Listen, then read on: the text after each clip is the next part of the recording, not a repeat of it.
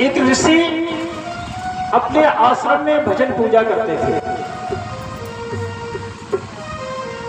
भजन पूजा ऋषि करते थे तो समय ऐसा आया कि वो ऋषि ऐसे ऋषि बन गए कि वो अपने मुख से कोई भी बात कह दे तो वो कदाचित खाली नहीं जाती थी। ये सब समझाने की बातें और समझने की बातें हैं, अपने जीवन में उतारने की बातें हैं। तो कहने का तात्पर्य है, मैं आपको ये बात बताने जा रहा हूं कि लोग यहाँ बड़े बड़े अपराध करते हैं।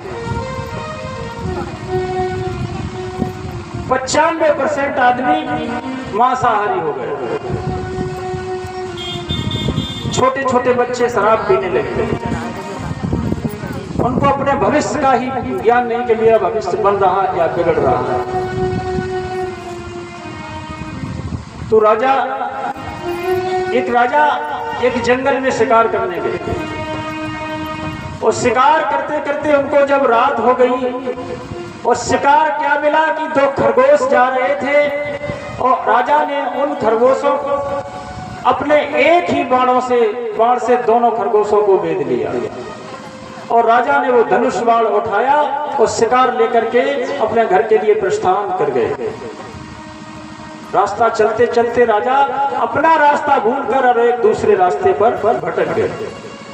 दूसरे रास्ते पर जब चले गए तो वहां क्या देखा कि वो ऋषि हम जो बता रहे हैं वो ऋषि आश्रम में पहुंच गए।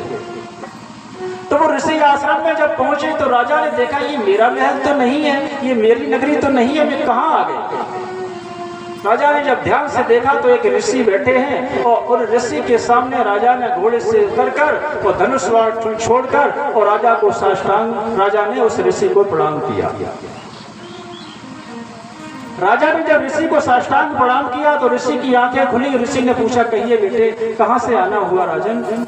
तो राजा ने बताया कि मैं फलाने देश का राजा हूं, मेरा ये नाम है और मैं शिकार खेलने गया था, रात होने के कारण दिखाई नहीं दिया, इसलिए मैं रास्ता भटक गया और इस रास्ते से आकर आपके चरणों में आ गया।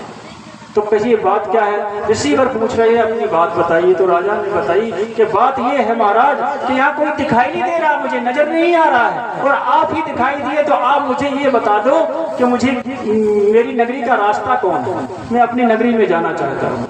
तो ऋषि ने पूछा, मेरे पास 2 ही रास्ते हैं और वो 2 ही रास्ते हम बता सकते हैं, तीसरा रास्ता मेरे पास नहीं है।